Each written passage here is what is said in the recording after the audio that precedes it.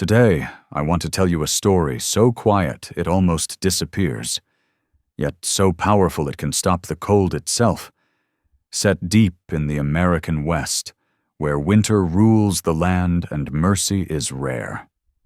It's a place where the wind hunts like a predator, and survival depends on who stands beside you when everything turns against you. It all began with something small, a single act of kindness. One heavy burden lifted, enough to change 2 lives forever. Before we kick off this adventure, don't forget to hit like on the video and let us know in the comments where you're watching from. The cold arrived first. On Blackwood Ridge, it was never gentle. The wind did not drift or wander, it stalked. It slipped through the canyons, tore needles from the pines, and searched every wall, every seam of cloth, every weakness where warmth tried to hide. The winter of 1885 settled in hard and unforgiving, the kind of winter that made it feel as though the sun itself had turned its back on the land. Blackwood Ridge sat high and isolated along the Montana-Wyoming border, a rough timber and cattle outfit clinging to rock and ice. It was built by men who counted their worth in felled trees and branded stock. Mercy had no currency here. Softness did not survive. Into that frozen world came Ror Ash. He was 32, broad-shouldered and solid, built like the land itself, still unyielding, meant to endure. He wasn't a cowboy chasing praise, and he wasn't a gunman hunting trouble. Rourke was a blacksmith and farrier, summoned for one reason only. The draft horses, the backbone of the camp, needed winter shoes before the passes sealed shut for good. Rourke carried 2 bloodlines, Apache and Irish, and both lived quietly in the plains of his face. His skin was weathered like old tack, his dark hair pulled back and practical.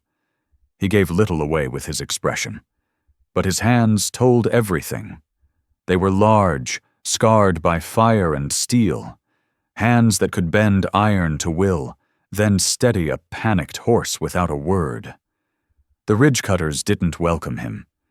To them he was a tool, useful, temporary.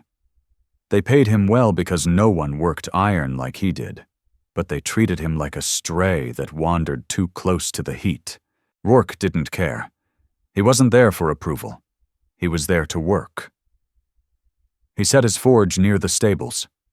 Soon, the steady ring of metal filled the yard, clang after clang, becoming the camp's pulse.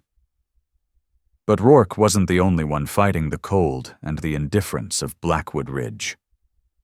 Across the yard, near the kitchen lean-to, lived Elen Crow.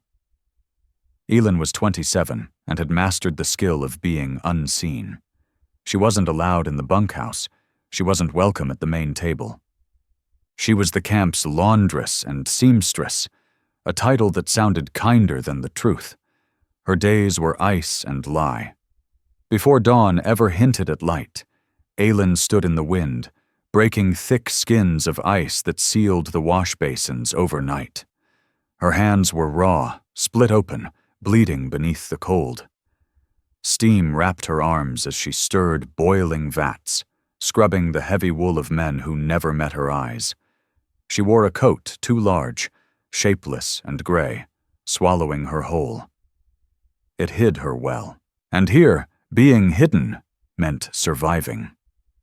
Her hands were stained raw and red by cold water and biting soap. Day after day she worked inside rolling clouds of steam, shoulders burning as she stirred vats of boiling water. She scrubbed thick wool soaked with the filth of 30 men who never once met her gaze. The coat she wore hung 2 sizes too large, a heavy, shapeless mass of coarse gray wool. It erased her figure completely. That was the point. In a place like Blackwood Ridge, being noticed carried risk. Elen kept her chin down, her focus locked on the work. She drifted through the yard like a shadow, half seen, half forgotten. The weariness in her bones went deeper than sleep could reach. Tuesday afternoon brought fresh fury from the peaks. The wind screamed downhill, sharper than before. Rourke Ash stood at his forge, fire blazing beside him, a narrow island of warmth in a sea of ice. He was shaping a horseshoe, metal glowing orange as it caught the light in his eyes. Rourke rarely lifted his head, but he observed everything. He read the horse's nerves before a storm. He heard the timbers complain under pressure. And he saw Elen crow. She crossed the yard with a wicker basket braced against her hip, stacked high with freshly washed wool sheets. Wet wool dragged like stone, sometimes worse. The load had to weigh 60 pounds at least. Mud clutched at her boots, sucking with every step.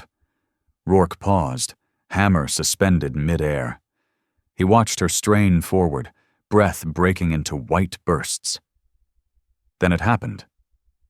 The leather strap, worn thin by years of use, gave way. There was no snap, no warning, just a sudden loss of balance. Elen stumbled, the basket tipped, clean sheets, heavy and steaming, spilled straight into the black churn of the cattle yard mud. She stopped moving.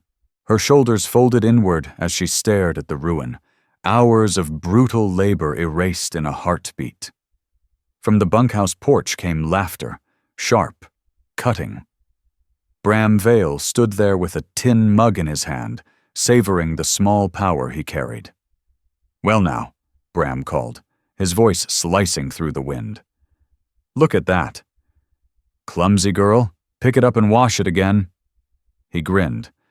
"And don't use hot water this time. You've burned enough wood for one day." Elen didn't answer. She couldn't. She dropped to her knees, hands shaking as she reached for the mud-soaked cloth.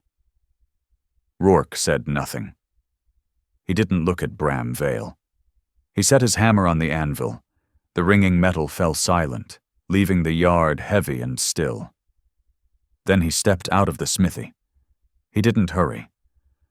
Rourke Ash moved with the slow, unstoppable certainty of a glacier sliding downhill.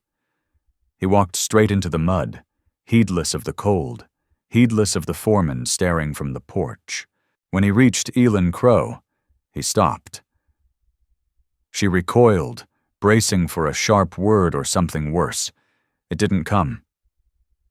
Rourke bent at the waist. Just once. With a single hand, he caught the rim of the sagging basket and lifted it as though it weighed nothing at all, as if it held feathers instead of soaked wool. With his other hand, he scooped the filthy sheets from the ground, returning them to the basket in smooth, practiced motions that were almost graceful. Bram Vale's laughter died mid-breath. The yard fell silent. Rourke turned and headed for the drying lines, the heavy basket swinging easy at his side. Elen scrambled up, stunned, and followed close behind. Beside him, she felt smaller than ever. Heat rolled off his body, carried from the forge like a wall against the wind. He reached the posts and set the basket down on a dry bench. He didn't help her hang the laundry. That was her task, and he knew it. But he didn't leave either. He turned to face her. For the first time, Elen lifted her eyes to his face.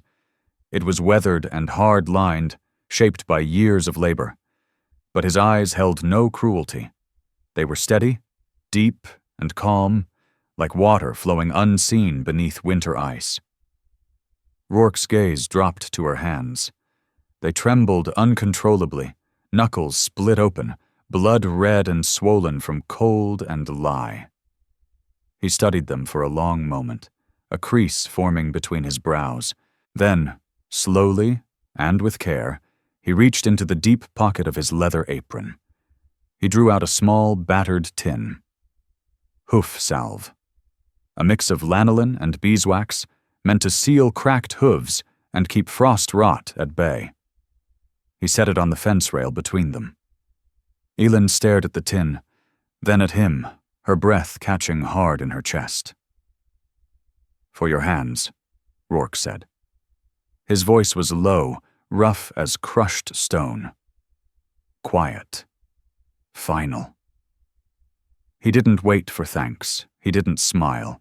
He simply turned his back to the wind and walked toward the forge, back to fire and iron. Elen remained there, holding the tin, warmth spreading through her chest for the first time in years. That was how it began. Not with a touch or a promise, but with a burden lifted and an act of mercy spoken without words.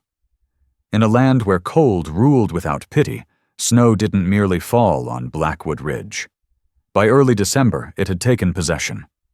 The passes vanished beneath drifts 10 feet deep, sealing the mountains in white. The camp was sealed off from the rest of the world. There was no road down anymore.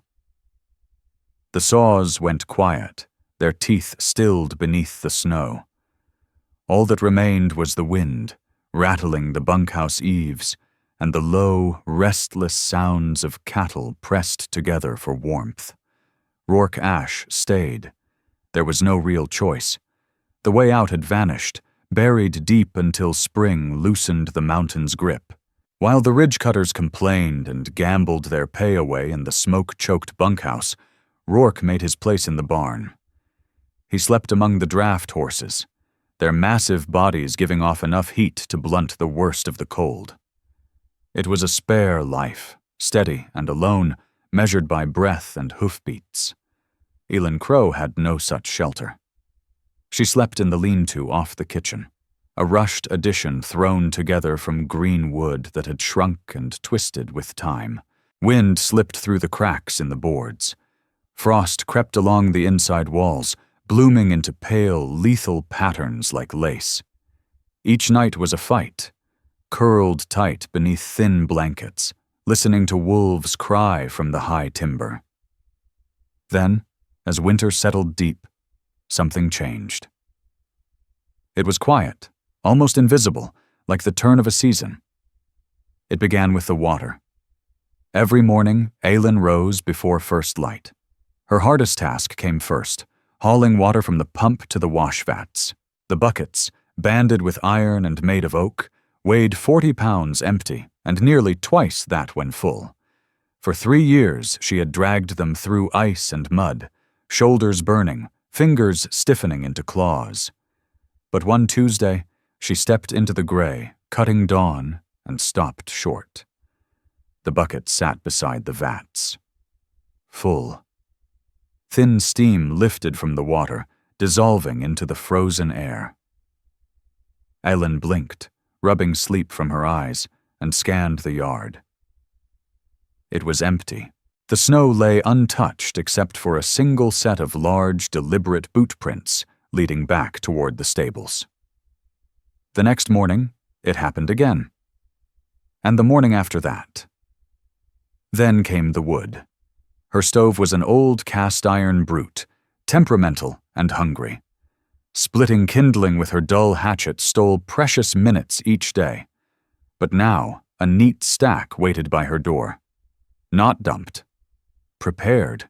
The logs were cut into even lengths of heart pine, bark stripped away, ready to catch a spark and burn hot and steady. Someone had taken care. Someone had made sure she wouldn't struggle to coax flame from cold iron. Elen knew who it was. There was only one man on Blackwood Ridge who worked with that kind of exactness. She began to watch for him. In the early hours, she caught brief glimpses. Rourke Ash, a dark figure moving through the blue shadows of dawn. At times, while she pinned laundry to the lines, Elen Crow felt eyes on her back. The wind numbed her fingers until they barely obeyed her. Before, the stares of men in this camp had always set her skin crawling. They were sharp, greedy, waiting. But Rourke Ash's gaze was not the same. She would glance toward the smithy and see him there, leaning against the doorframe, arms folded across his chest. He wasn't looking at her body. He was reading the yard, the tree line, the paths between buildings, and Bram Vale, the foreman. It wasn't a leer, it was a guard's watch, a sentry holding a post. By mid-January, for the first time since coming to the ridge, Elen no longer felt like prey. She felt protected. The silence between them grew heavy, thick enough to feel like words left unspoken. Elen knew she had to break it. She had no money to repay him, nor would he have accepted it. But she had coffee. It was noon. The sun hung pale and cold in a white sky, giving no warmth at all. The anvil had been ringing since morning. Elen poured a fresh mug, black and strong, into a dented tin cup. She pulled her shawl tight and crossed the frozen yard toward the smithy. Heat struck her before she reached the doorway. Inside, the forge glowed with a fierce orange light, almost hell-bright against the gloom. The air smelled of iron and dust and sweat. Rourke stood at the anvil. He'd stripped off his heavy coat and shirt despite the bitter cold outside. The forge had slicked his skin with sweat. He moved like a machine built of muscle and intent, broad back tapering to his waist as he swung the hammer.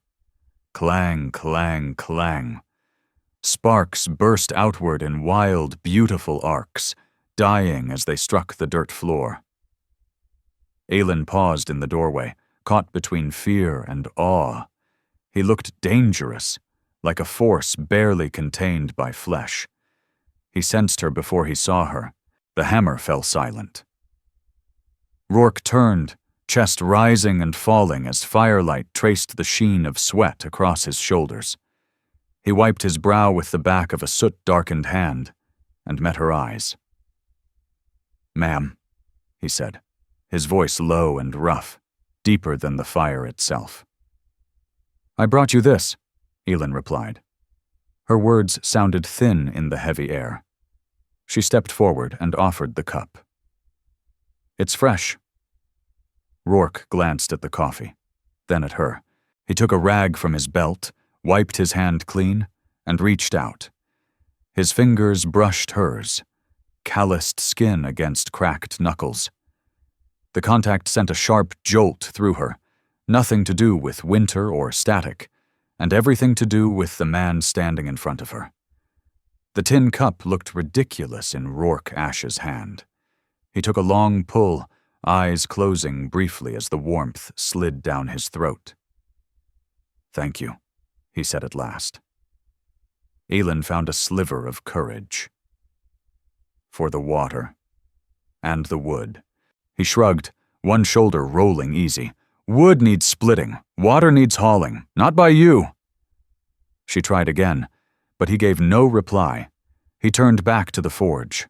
The bellows groaned under his arm. Coals flared, roaring to life, casting hard light across his body. Scars cut along his ribs and back, old, uneven lines that spoke of violence endured and survived. Elen stepped closer, pulled by something she couldn't name. "Those marks," she began, then stopped. "Does the cold make them hurt?" Rourke stiffened. He glanced down at his own skin, almost surprised to see it there. "Old history," he muttered. "Doesn't hurt much anymore." He paused, then added quietly, "The past only hurts if you let it stay too long." He looked at her then, really looked, dropping the distance he always kept. "Why stay here, Elen? This place eats people." She wrapped her arms around herself. "I don't have anywhere else, and I'm quiet. People forget I'm here. That's safer." She studied him, the stillness, the pressure beneath it. "But you," she said softly. "You aren't quiet because you're hiding." Rourke lifted a brow. "The others," she continued, her voice steadying. "Bram Vale, the men. They make noise to be seen. They shout because silence scares them." She drew a breath. "You make quiet so it can be felt." Rourke went still. The fire popped, a spark snapping against the floor.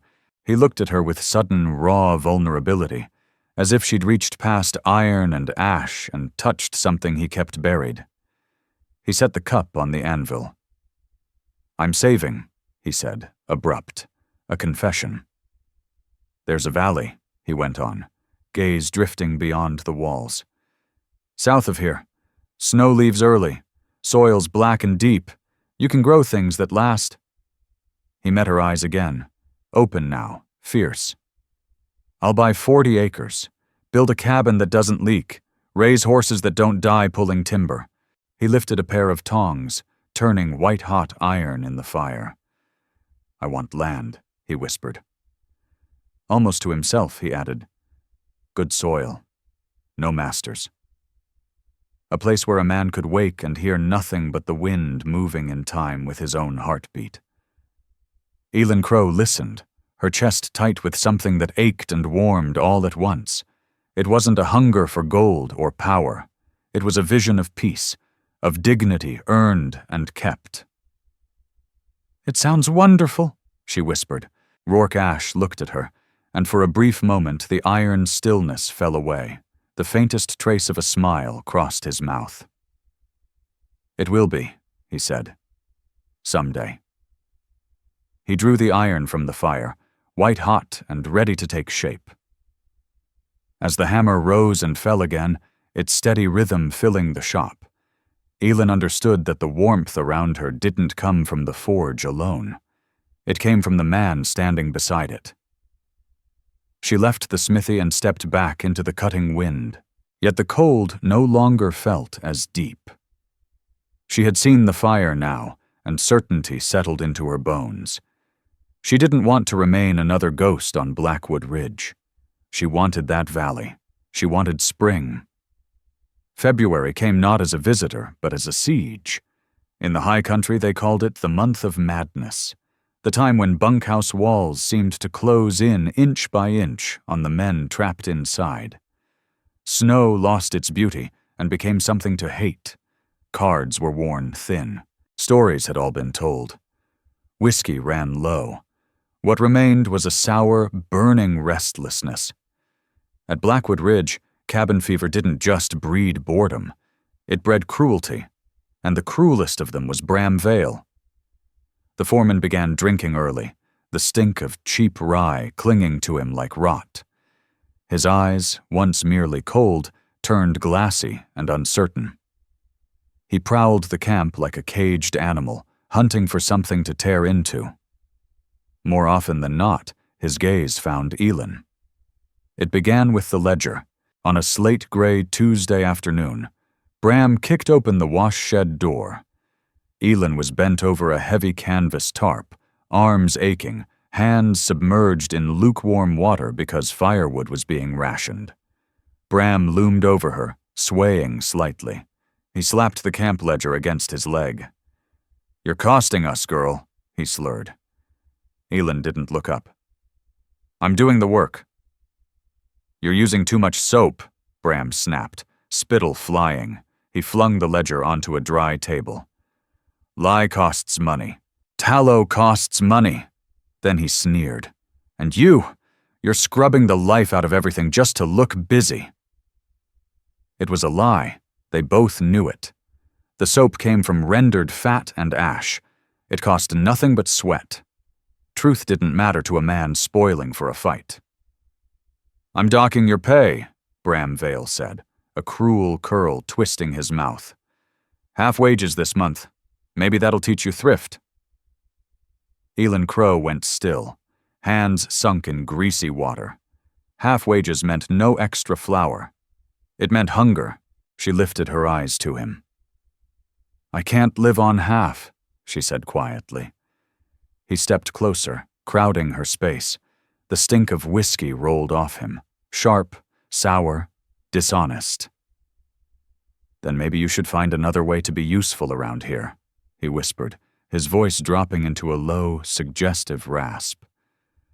"There's warm beds in the main house for girls who know how to be grateful." He let the threat hang, thick and suffocating, then turned and walked out, leaving the door yawning open to the freezing draft. Elen stood there, shaking, not from cold, but from a fear that flooded her veins like ice water. The wolf wasn't just at the door anymore. It had a name. That night the sky tore open. It wasn't snowfall. It was a white hurricane. Wind screamed down from the peaks, ripping at shingles, rattling the bones of every building. A living thing.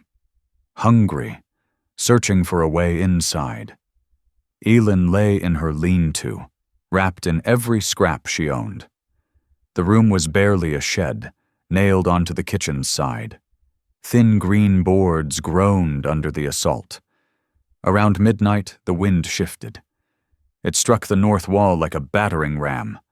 A crack split the air, loud as a gunshot, followed by the shriek of metal tearing loose. The single shutter on her small window ripped free of its hinges. It didn't fall. It hung by one nail. Bang, bang, bang. Then the snow came. It didn't drift. It blasted, ice and wind firing straight into the room, a horizontal geyser. The temperature plunged to deadly cold. The lantern went out. Darkness swallowed everything. Elen scrambled from her cot, gasping as the air knifed her skin. She lunged for the window, grabbing at the flailing wood. The wind shoved back like a solid hand, forcing her away. Her fingers slid off the ice-glazed sill. She shoved again. And again. The gap wouldn't close. Snow spilled across the floor, piling fast. Her breath snagged, panic tightening in her chest. She grabbed a pillow and tried to jam it into the opening. The wind hurled it back into her face. Elen Crow staggered away, retreating to the farthest corner from the window. She wrapped her thin blankets around herself. But it didn't matter. The room was turning into a coffin of ice. Her teeth chattered so hard her jaw throbbed. Her hands, already ruined by lie and cold, went numb. This is how it happens, she thought. A strange lightness crept into her head. A floating calm. You didn't fight anymore. You just went to sleep. Her eyes closed.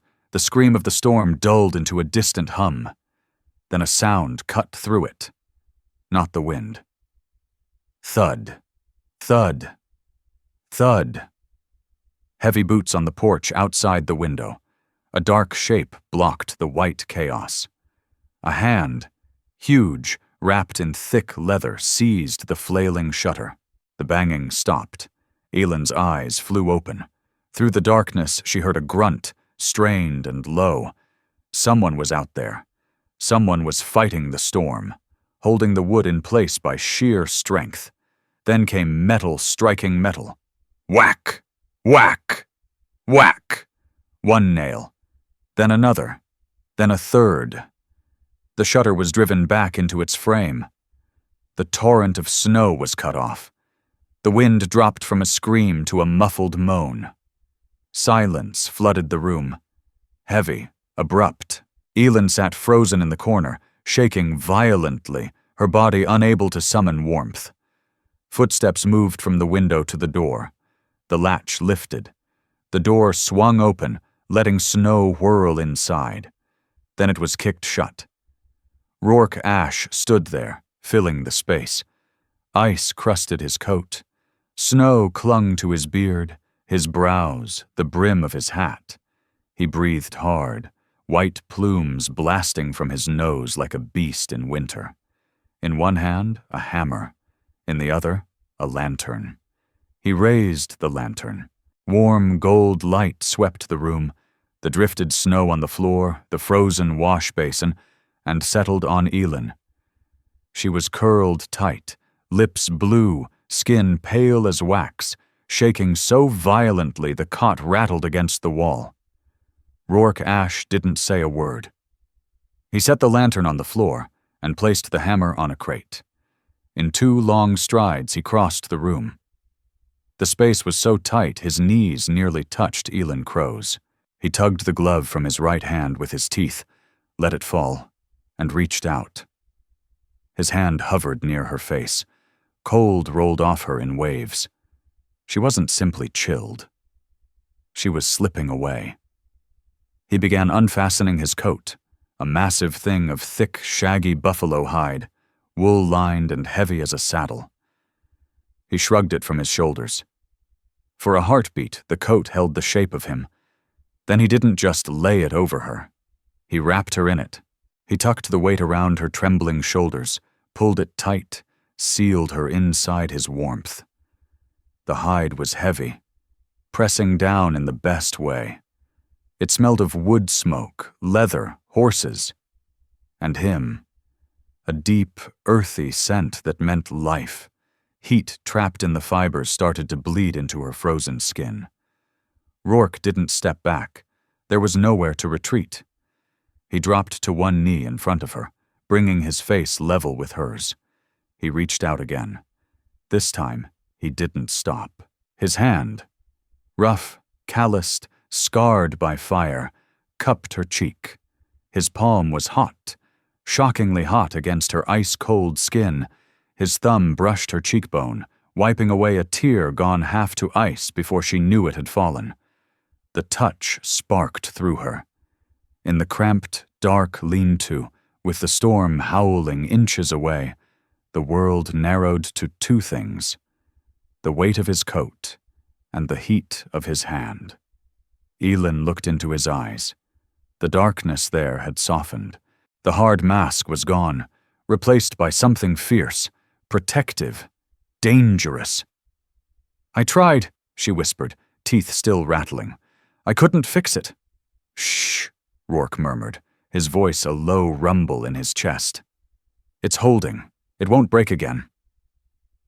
He kept his hand on her face, unwilling to sever the contact, as if he could pour his strength into her through skin alone.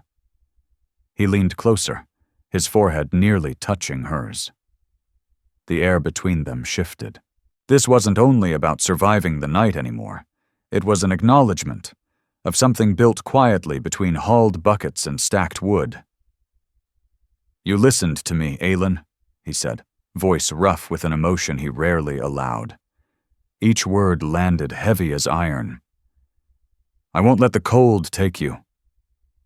His thumb moved once more along her cheek, his gaze locked to hers, unblinking. "Not the wind," Rourke Ash whispered. His eyes flicked to the door for a heartbeat, toward the sleeping camp, and not the men. It was a vow, a blood oath, spoken in a drafty lean-to at the edge of the world. Elen Crow stopped shaking. Warmth from the coat spread into her blood, but it was the promise that truly steadied her. For the first time in her life, she wasn't merely surviving. She was being protected. Rourke stayed there on one knee, his hand cupping her face, until her breathing slowed and color crept back into her lips. He didn't rise until he was certain the fire inside her had taken hold again. And when he finally stood to return to the barn, leaving his heavy coat wrapped around her shoulders, Elen knew the storm no longer owned her. The wolf might still be at the door, claws scraping for a way in. But a bear stood between. The storm broke on a Thursday morning. Clouds tore apart, revealing a sky of ruthless blue. The sun touched Blackwood Ridge without warmth, throwing blinding light off fresh snow, turning the land into shards of crystal and steel. It was beautiful in the way a drawn blade is beautiful. Clean, sharp, deadly. The silence after the blizzard weighed heavy. The camp began to dig itself free. Men spilled from the bunkhouse, blinking against the glare, shovels in hand, breath hanging pale in the air. But inside the foreman's office, the silence was different. It was the hush of a trapped animal. Bram Vale sat at his desk, staring at the camp ledger. His hands shook, not from cold. The whiskey bottle lay empty. So did the cash box. He'd gambled it away weeks earlier, trusting winter isolation to keep the boss away until spring. He was wrong. The supply train had broken through the drifts that very morning. Edgar Holt had arrived early. Bram needed a reason, a diversion. Most of all, a scapegoat. He looked out the window and saw Elen crossing the yard, a basket of laundry balanced on her hip. He didn't hesitate. Desperation sharpened cruelty, and Bram was already there. He snatched up the empty cash box and stormed outside, boots crunching hard on packed snow. He intercepted Elen near the water trough. He didn't speak. He grabbed her arm. The basket fell. Clean shirts spilled across dirty ice.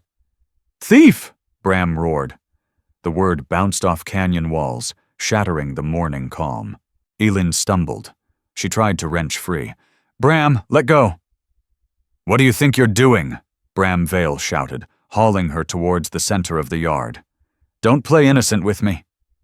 $50 is missing from the supply fund, and I know exactly where it went. The men stopped shoveling. Ridge cutters leaned on their tools and watched. They were worn out, bored.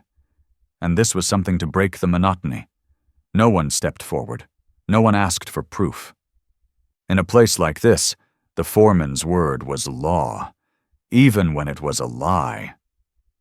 "I didn't take anything," Elen Crow cried, panic climbing her voice. "I haven't been near the office." "Liar!" Bram spun her around, hands clamping down hard enough to bruise. "It's stitched into your coat, isn't it? Or maybe you hid it in that little lean-to of yours." His grin slid into something uglier as the excuse of missing money peeled away, showing the rot beneath. "I think I need to search you," he hissed, loud enough for the yard to hear, close enough to make her skin crawl. Every inch, just to be sure. He reached for the buttons of her coat, the coat that belonged to Rourke Ash. Elen screamed, not in terror but in fury, and struck him. Her hand cracked against his face. Bram only laughed, wet and ugly. He seized her wrists, pinning them with one hand, the other clawing toward her collar. "I like that," he sneered. The men watched. Some turned away, ashamed but silent. Others stared with dull animal curiosity. The wrong unfolded in plain sight beneath a bright, uncaring sun. Then a sound cut through the struggle. Not a shout. The heavy metallic thud of a 5-pound hammer dropped onto an anvil. From the black mouth of the smithy, Rourke Ash stepped out. He didn't run. A man who fears he's too late runs. Rourke did not. He walked, crossing the frozen yard with a deliberate, terrifying calm. His boots struck the ground with measured weight, soot-stained leather apron still tied at his waist. The air seemed to chill as he approached. Bram looked up. For the first time, the fog of drink thinned enough for fear to reach him. Pride held on, stubborn as ever. He released one of Elen's wrists and went for his belt. Steel rasped free, a skinning knife, curved and wicked. "Stay back, blacksmith," Bram shouted, voice cracking. "This isn't your business. She's a thief." Rourke didn't stop. He didn't even slow. He regarded the knife the way a mountain regards a drifting cloud, with complete indifference. He stepped forward into the circle. "Rourke, he's got a knife!" Elen Crow cried. Bram Vale lunged. It was clumsy, desperate. A wild thrust aimed at Rourke's gut. What followed happened too fast for most of the onlookers to understand. Rourke didn't dodge. He stepped into the attack. His left hand snapped out and caught Bram's wrist in midair. The crack of impact sounded like a whip. Rourke's grip was iron. He didn't just stop the wrist. He crushed it. Bram howled, the knife tumbling into the snow, but Rourke didn't strike him. He didn't throw a punch. He turned. He rolled Bram's arm against the joint, continuing the motion with the cold, relentless torque of a machine. There was a dry, awful snap, sharp and loud, like a branch breaking deep in winter woods. Bram's scream went thin and high, then cut off as he collapsed to his knees, clutching his ruined arm. He folded into the snow, whimpering, all the swagger and cruelty drained out of him, leaving a broken man in the dirt. Rourke stood over him, breathing steady, eyes empty of pity. Then he stepped past as if Bram were nothing more than a fallen log. He reached Elen. She was shaking, gripping the oversized coat around her. Rourke set his hands on her shoulders, checking her quickly for harm. His touch was careful, gentle in stark contrast to the violence seconds before. "Are you hurt?" he asked quietly. She shook her head, unable to find words. "What is the meaning of this?" The voice came from the porch of the main house. Edgar Holt stood there, a small man wrapped in an expensive fur coat, a man who lived by ledgers and schedules. He surveyed the scene. The sobbing foreman, the knife in the snow, the laundry scattered across the ice. His expression was not concern. It was irritation. He descended the steps, flanked by 2 armed Holt iron hands. He didn't look at Bram's shattered arm as an injury. He saw it as lost labor. "He attacked her," Rourke said, voice even. "He lied, and he put his hands on her." Holt studied Rourke. He saw a man too large, too quiet, too dangerous to manage. A man who had just crippled his foreman in front of the entire crew. "Bram Vale is a fool and a drunk," Holt said coolly. "But he is my foreman." He turned his gaze back to Rourke. "And you, blacksmith, just broke his arm." "He drew a knife," Elen cried. Holt ignored her. His eyes traveled slowly over Rourke, measuring, calculating. "I don't care about the knife," Edgar Holt said flatly. "I care about order, and a worker who lays hands on a superior is a threat to that order." He pointed toward the gate. "You're finished. Pack your things. I want you off Blackwood Ridge within the hour." Rourke Ash didn't argue. He gave a single nod, accepting the judgment. He turned to Elen Crow. "Go inside. Lock the door." "She goes too," Holt added. Rourke stopped. He turned back, slow and controlled. "She did nothing." "She's the cause of it," Holt said, flicking a gloved hand as if brushing away dirt. "Disruptions follow women in camps like this. Fights over skirts, missing money, broken arms, it's all the same. Bad for business." His eyes cut to Elen, hard as flint. "You too, girl, get your things. You're leaving with him." "It's 20 below," Rourke said, his voice dropping into something dangerous. "The passes are closed. Sending her out now is murder." "Then you'd better walk fast," Holt replied, without turning. "If you're still on my land in an hour, I'll have the guards shoot you for trespassing." He went inside and slammed the heavy oak door. That was it. No hearing, no mercy. Just the cold arithmetic of the frontier. Rourke looked at Elen. Her face had gone pale, eyes wide with the weight of what had just been decided. They weren't just without work. They were banished. "Get your pack," Rourke said quietly. "Everything warm. Food, matches. Leave anything heavy or useless." "We'll die out there," Elen whispered. "No," Rourke said. He took her face in his hands, forcing her to meet his eyes. "We won't. Do exactly as I say. Meet me at the gate in 30 minutes. Half an hour later, they stood at the edge of the camp. There were no horses. Holt had forbidden it, claiming the stock was company property. They carried only what their backs could bear. Rourke shouldered a massive pack: tools, blankets, a small sack of cornmeal, and a rifle. Elen carried a lighter bundle: clothes and a single pot. The gate swung open. Ahead lay a blank expanse of white, climbing into the tree line and fading into a gray horizon. The wind rose again, whispering through the pines like a warning they could not ignore. The other men stood along the fence line and watched. Some of them looked away now, guilt settling in. They knew what it meant to walk into the high country in February without a horse. It was a death sentence. Rourke Ash didn't look back. He tightened the straps on his pack, pulled his hat low, and held out his hand to Elen Crow.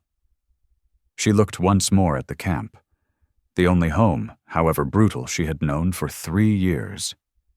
Then she turned to the white emptiness ahead. And finally, she looked at Rourke. He stood unmoving, solid as stone, his hand waiting. He wasn't promising comfort. He was promising presence. She took his hand. His grip was warm even through the glove. "Step where I step," Rourke said. "I'll break the trail." Together they turned their backs on Blackwood Ridge. They left the packed dirt behind and entered the deep snow, moving into the silence. Two dark figures against an endless field of white. The gate creaked shut behind them. As the latch snapped into place, sealing them out, Elen felt something unexpected settle over her. She wasn't afraid. For the first time in her life, she was walking towards danger, not away from it, and this time, she wasn't alone. The miles weren't counted in distance, but in heartbeats. They walked until the sun dropped low, staining the snow violet and bruised blue. The cold pressed down like a living weight, trying to drive them into the earth. The silence of the high country was complete. No birds, no wind, only the crunch of boots breaking crusted snow and the harsh pull of breath in frozen lungs. Elen fought for every step, her legs turned heavy as iron, her chest burning with razor air. She stumbled, her boot catching on a hidden root beneath the drift. She would have fallen, maybe never risen again. A hand caught her arm. It was Rourke. It was always Rourke. He said nothing. He stopped, shifted the load on his own broad shoulders, then reached for her pack. He swung her bundle across his chest, taking the weight of 2 lives without a sound. He slid an arm around her waist, drawing her against his side. He became her support, her shield, her forward motion. "Look," he rasped, his voice rough with cold. Elen forced her eyes open.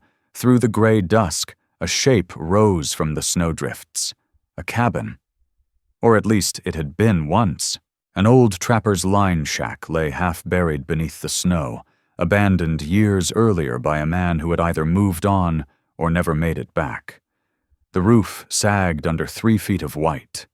The door hung crooked on worn leather hinges. To anyone else, it was a ruin. To them, it was a palace. They forced the door open and stumbled inside. The air was stale and bitterly cold, but it was still. Rourke Ashe didn't pause to rest. He didn't sit. With hands that must have been screaming in protest, he cleared the hearth of rot and debris. He pulled dry kindling from his pack, the wood he had chopped for Elen Crow days earlier, and struck a match. When the first thin tongue of yellow flame caught the pine, Elen broke down and wept, not from sorrow, from the raw, crushing relief of still being alive. They did not defeat that winter. They endured it. The cabin became their whole world, life stripped down to essentials. By daylight, Rourke tracked elk through deep powder, rifle shots echoing off the valley walls, bringing back meat to keep them alive. He used the hides to seal the worst gaps, turning raw pelts into warmth. Elen fought the cold from inside. She mixed mud and moss from the creek bank, thawed it by the fire, and packed it between the logs. Bit by bit, she turned the cabin from a sieve into shelter. By firelight, she mended their clothes, her fingers steady and skilled. They spoke little. They didn't need to. They learned the rhythm of each other's breathing. They learned that survival was never meant to be faced alone. One night, as a fresh storm battered the heavy door, they sat on the floor before the fire, sharing a sparse meal of roasted venison and corn cakes. The wind screamed outside, shut out and powerless. Rourke looked at Elen. Firelight softened the hard planes of his face, washing away years of being treated like something disposable. He reached for her hand, the same hand he had once healed with salve. He leaned in. When he kissed her, it wasn't frantic or desperate. It was slow, deep. A kiss flavored with wood smoke and thankfulness, a seal on a promise already kept. They had crossed the valley of death. and they had come through it together. Then the world shifted again. It began with a sound, steady and soft. Drip, drip, drip. Water falling from the eaves. The sun lingered longer each day. The white grip of the mountains loosened, revealing dark patches of earth that smelled rich and alive. Spring didn't simply arrive. It didn't creep in. Spring burst.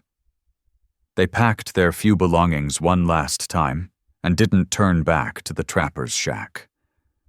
They headed south, following meltwater creeks down from the brutal heights, away from the cruel peaks, and into the foothills.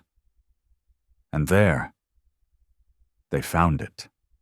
The valley Rourke Ash had carried in his sleep. A wide bowl of green, cradled by mountains yet open to the sun. A river ran through its heart, silver and thick with trout. The soil lay dark and deep, hungry for seed. They didn't camp. They stayed. This time, Rourke didn't raise a shack. He built a home, he cut cedar, squared the logs with the patience and precision of a master.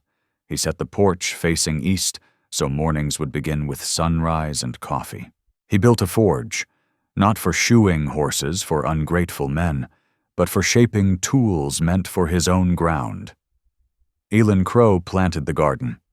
She broke the earth with her hands, set rows of potatoes, beans, and squash.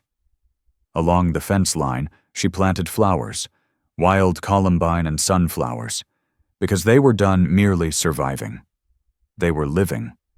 And living meant beauty, even when it wasn't needed. 3 years later, summer lay thick with the scent of clover and sawdust. The house stood solid and sure, chimney breathing soft white smoke into a blue sky. The garden burned with color, bees drifting lazily from bloom to bloom.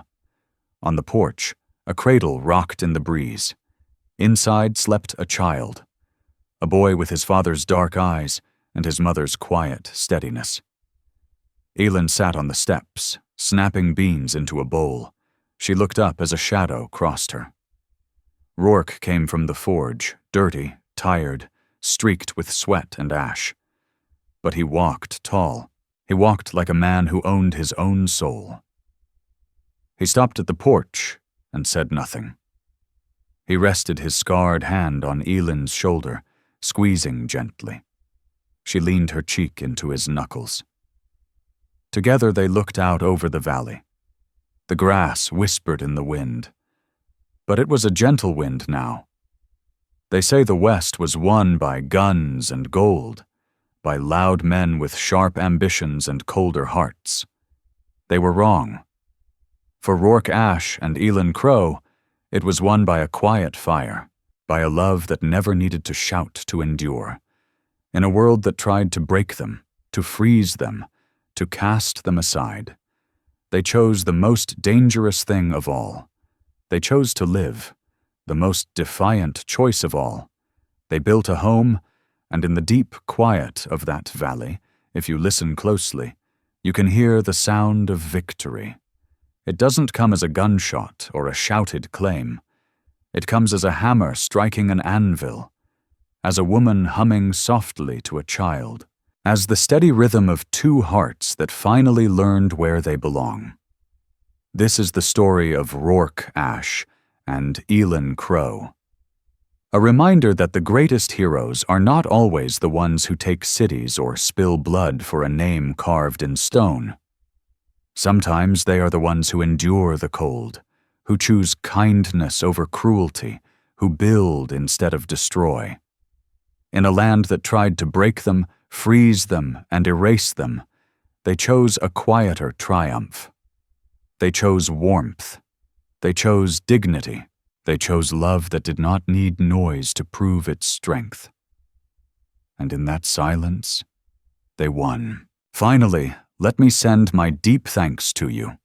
Your presence means more than you know. If today's story awakened something inside you, don't let the trail end here. There are many more tales of courage, devotion, and faith waiting to be discovered.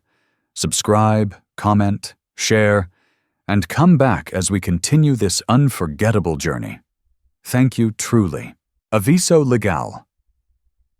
Disclaimer.